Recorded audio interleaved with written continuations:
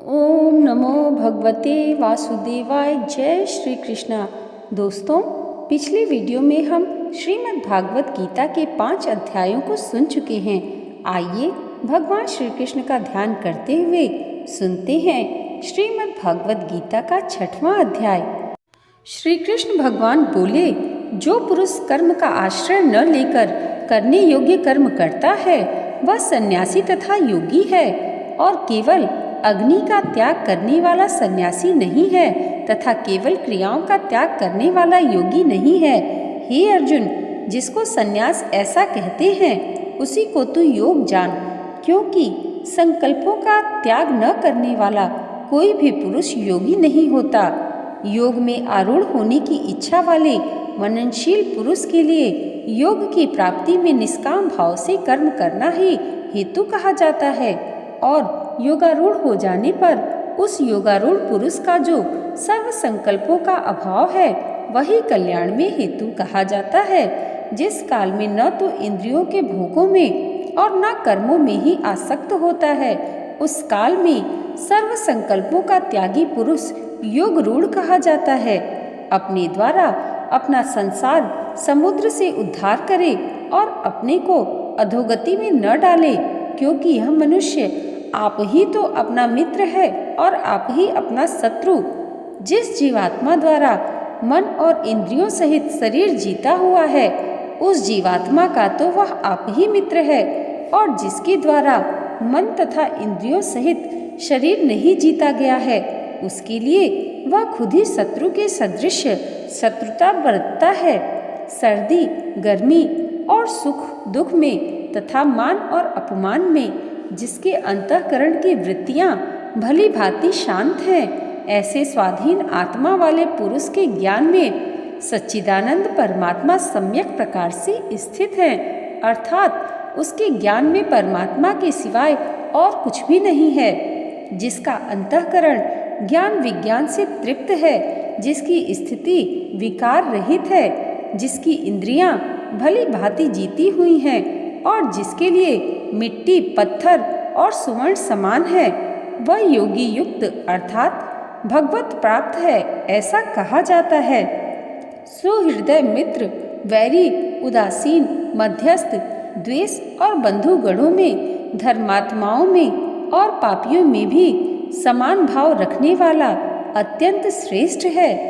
मन और इंद्रियों सहित शरीर को वश में रखने वाला, आशा रहित और संग्रह रहित योगी अकेला ही एकांत स्थान में स्थित होकर आत्मा को निरंतर परमात्मा में लगाए। शुद्ध भूमि में जिसके ऊपर क्रमशः कुसा, मृगछाला और वस्त्र बिछे हैं, जो न बहुत ऊंचा है और न ही बहुत नीचा, ऐसे अपने आसन को स्थिर स्थापन करके उस आसन पर बैठकर चित्त और इंद्रियों की क्रियाओं को वश में रखते हुए मन को एकाग्र करके अंतःकरण की शुद्धि के लिए योग का अभ्यास करे। काया, सिर और गले को समान एवं अचल धारण करके और स्थिर होकर अपनी नासिका के अग्र भाग पर दृष्टि जमाकर अन्य दिशाओं को न देखता हुआ ब्रह्मचारी व्रत में स्थित, भय रहित तथा भली भांति शांत अंतःकरण वाला सावधान योगी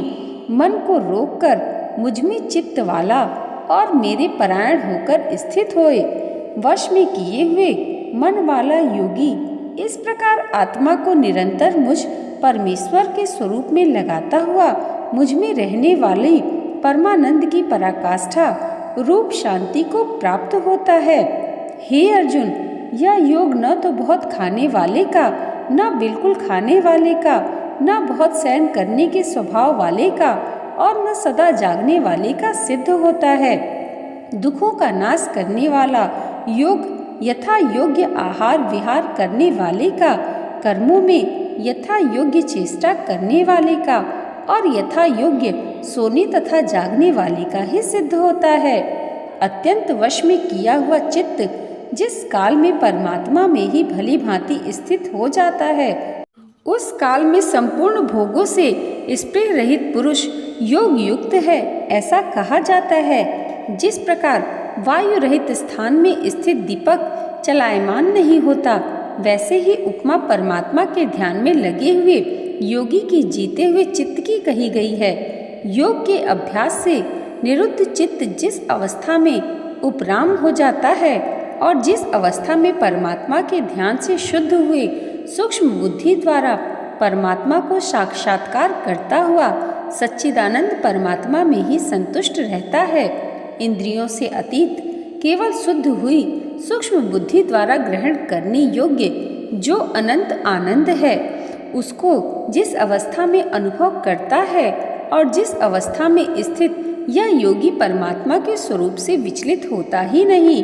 परमात्मा की प्राप्ति रूप जिस लाभ को प्राप्त होकर उससे अधिक दूसरा कुछ भी लाभ नहीं मानता और परमात्मा प्राप्ति रूप जिस अवस्था में स्थित योगी बड़े भारी दुख से भी चलायमान नहीं होता है, जो दुख रूप संसार के संयोग से रहित है तथा जिसका नाम योग है, उसको जानना चाहिए। वह योग न उकताए हुए अर्थात धैर्य और उत्साह युक्त चित्त से निश्चय पूर्वक करना कर्तव्य है। संकल्प से उत्पन्न होने वाली संपूर्ण कामनाओं को निःशेष रूप से त्याग कर और मन के द्वारा इंद्रियों के समुदाय को सभी ओर से भली भांति रोक कर कम से कम अभ्यास करता हुआ उपरति को प्राप्त हो धैर्य युक्त बुद्धि के द्वारा मन को परमात्मा में स्थित परमात्मा के सिवा और कुछ भी चिंतन न करे। यह स्थिर न रहने वाला और चंचल मन जिस जिस शब्दादि विषय के निमित्त में संसार में विचरता है, उस विषय से रोककर यानी हटाकर इसे बार बार परमात्मा में ही विषय से निरुद्ध करे, क्योंकि जिसका मन भली प्रकार शांत है,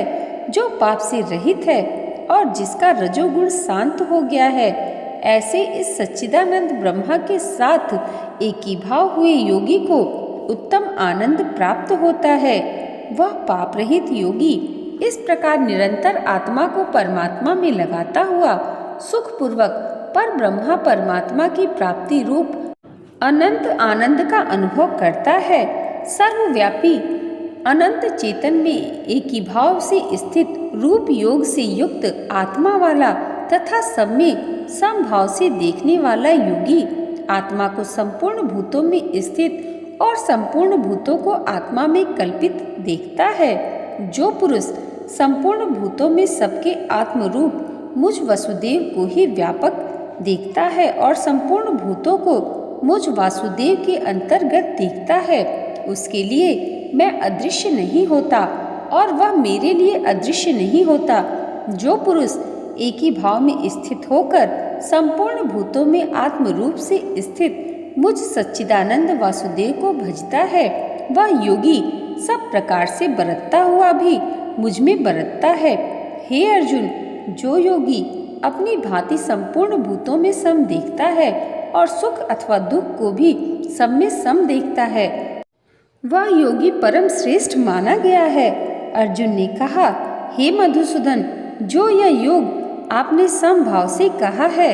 मन के चंचल होने से मैं इसकी नित्य स्थिति को नहीं देखता हूँ, क्योंकि हे श्री कृष्ण, यह मन बड़ा चंचल प्रमथन स्वभाव वाला, बड़ा दृढ़ और बलवान है, इसलिए उसका वश में करना मैं वायु को रोकने की भांति अत्यंत दुष्कर मानता हूँ। श्री भगवान बोले, हे महाबाहु, निसंदेह मन चंचल और कठिनता से वश में करने वाला है। हे कुंती पुत्र अर्जुन, यह अभ्यास और वैराग्य से वश में होता है। जिसका मन वश में किया हुआ नहीं है, ऐसे पुरुष द्वारा योग दुष्प्राय है और वश में किए हुए मन वाले प्रयत्नशील पुरुष द्वारा साधन से उसका प्राप्त होना सहज है, ऐसा मेरा मत है। इतना सुनकर अर्जुन बोले, हे श्री कृष्ण, जो योग में श्रद्धा रखने वाला है किंतु संयमी नहीं है, इस कारण जिसका मन अंतःकाल में योग से विचलित हो गया है,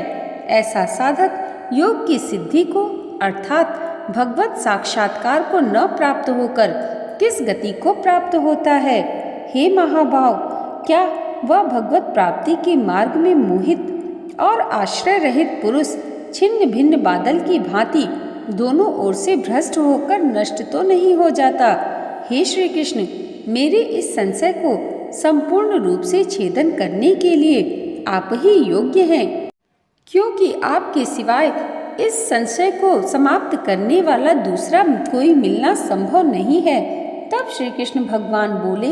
हे पार्थ, उस पुरुष का न तो इस लोक में नाश होता है और न ही परलोक में, क्योंकि हे प्यारे,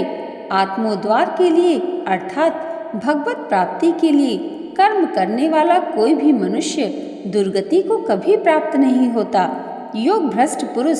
पुण्यवानों के लोकों को अर्थात स्वर्ग आदि उत्तम लोकों को प्राप्त होकर उनमें बहुत वर्षों तक निवास करके फिर शुद्ध आचरण वाले श्रीमान पुरुषों के घर में जन्म लेता है, अथवा वैराग्यवान पुरुष उन लोकों में न जाकर ज्ञानवान योगियों के कुल में जन्म लेता है। परंतु इस प्रकार जो यह जन्म है सो संसार में निसंदेह अत्यंत दुर्लभ है। वहाँ उस पहले शरीर में संग्रह किए हुए बुद्धि संयोग को अर्थात समबुद्धि रूप योग के संस्कारों को अनायास ही प्राप्त हो जाता है, और हे कुरुनंदन, उसके प्रभाव से वह फिर परमात्मा की प्राप्ति रूप सिद्धि के लिए पहले से भी बढ़कर प्रयत्न करता है। वह श्रीमानों के घर में जन्म लेने वाला योग भ्रष्ट पराधीन हुआ भी उस पहले के अभ्यास से ही निसंदेह भगवान की ओर आकर्षित किया जाता है, तथा समबुद्धि रूप योग का जिज्ञासु भी वेद में कहे हुए सकाम कर्मों के फल को उल्लंघन कर जाता है। परंतु प्रयत्न पूर्वक अभ्यास करने वाला योगी तो पिछले अनेक जन्मों के संस्कार बल से इसी जन्म में संसिद्ध होकर संपूर्ण पापों से रहित हो फिर तत्काल ही परम गति को प्राप्त हो जाता है। योगी तपस्वियों से श्रेष्ठ है, शास्त्र ज्ञानियों से भी श्रेष्ठ माना गया है, और सकाम कर्म करने वालों से भी योगी श्रेष्ठ है। इससे हे अर्जुन, तुम योगी हो। संपूर्ण योगियों में भी जो श्रद्धावान योगी मुझ में लगे हुए अंतर आत्मा से मुझको निरंतर भजता है, वह योगी मुझे परम श्रेष्ठ मान्य है। यहाँ पर श्रीमद् भागवत गीता का 6वां अध्याय समाप्त हुआ। बोलिए श्री कृष्ण भगवान की जय। दोस्तों, भगवान श्री कृष्ण की कृपा आप सबके जीवन पर सदैव ऐसे ही बनी रहे,